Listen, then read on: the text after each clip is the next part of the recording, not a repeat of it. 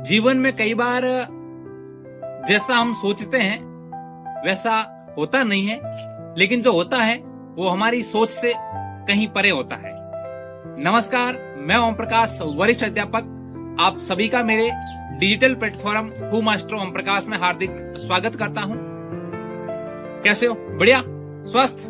अब तक हमने स्कूल से स्कूल तक के सफर के 2 एपिसोड कर लिए हैं और आज ये तीसरा एपिसोड। स्कूल के बाद एक विद्यार्थी क्या सोचता है, क्या सपना देखता है, उसके बारे में। जब एक बालक 12वीं कक्षा में होता है, जब 12वीं कक्षा उत्तीर्ण कर रहा होता है, उस समय वो क्या सोचता है कि 12th के बाद की जो प्रतियोगी परीक्षा है वो बहुत आसान है, कहे तो दावे हाथ को खेल है, कर ले। लेकिन वो बातें, वो कोरे सपने होते हैं। जब वो इन परीक्षाओं को फेस करता है, जब इन परीक्षाओं को देता है, तब उसे लगता है कि जो मैं सोच रहा था वो वास्तविकता से कहीं परे था। ऐसा ही मेरे साथ हुआ। जब मैं 12th में था तब सोचा कि बीएसटीसी कर लेंगे, प्री डीएलएड कर लेंगे और उसके बाद 2 साल में वो डिग्री कंप्लीट हो जाएगी और अगले साल मास्टर, 18 में 12वीं और 20 में मास्टर बन जाएंगे हम। ऐसी सोच के साथ में बीएसटीसी की तैयारी पर लगा, लेकिन नहीं हुआ, मुझे कॉलेज अलॉट नहीं हुई। उस दिन पहली बार समझ में आया कि जीवन उम्मीदों से नहीं, हिम्मत से चलता है। तो प्री डीएलएड एग्जाम के सप्ताह भर बाद 4 वर्षीय बीएड में प्रवेश हेतु पीटीटी की परीक्षा थी। मैंने उसको भी दिया और सोच लिया था कि इन दोनों में से जिसमें भी होगा कर लेंगे। लेकिन उम्मीद तो प्री डीएलएड से थी, लेकिन वो पूरी नहीं हुई।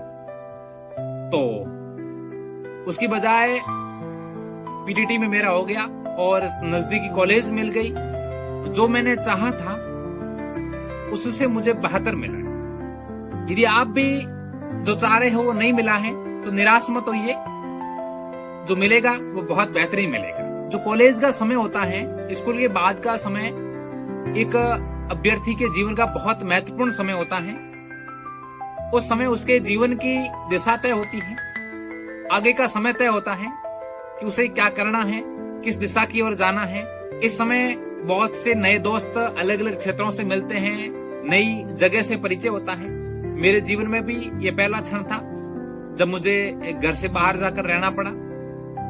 तो अब मैंने मेरे कॉलेज की यात्रा शुरू कर दी और कुछ ऐसे अनुभव जो आपको बता रहा हूं, आप अपने जीवन में ऐसी गलतियां मत करना।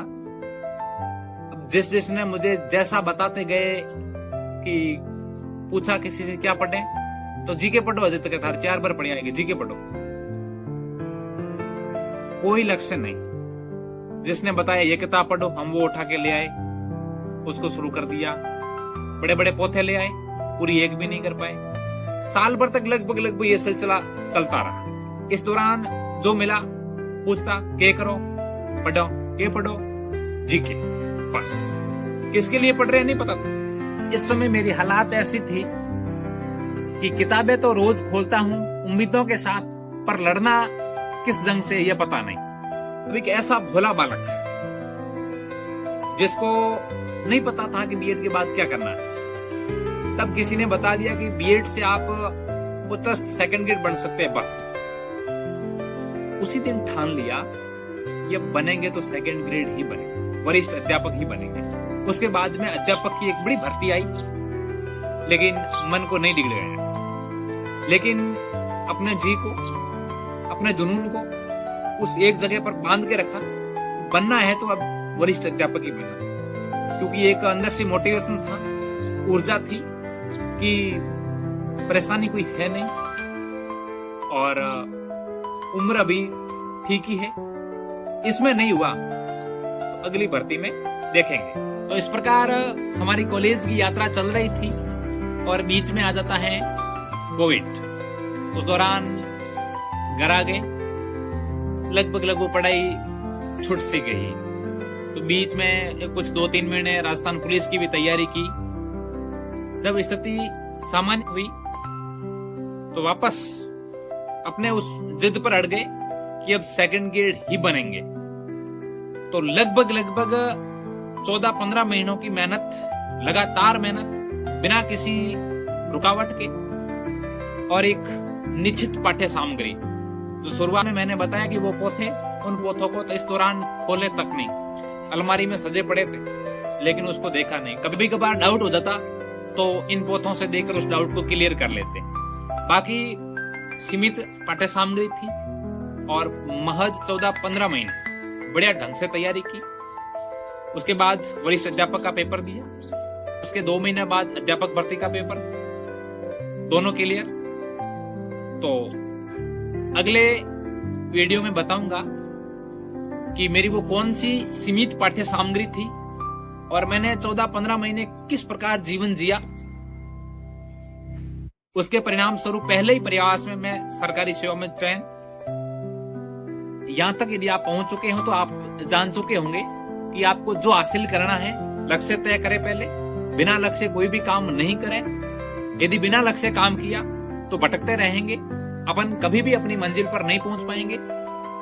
और साथ ही साथ जो लक्ष्य तय कर लिया है उसके बाद किसी भी प्रकार का बदलाव नहीं होना चाहिए। पूर्ण लगन के साथ, पूर्ण जोश के साथ लगे रहो, एक न एक दिन सफलता जरूर मिलेगी।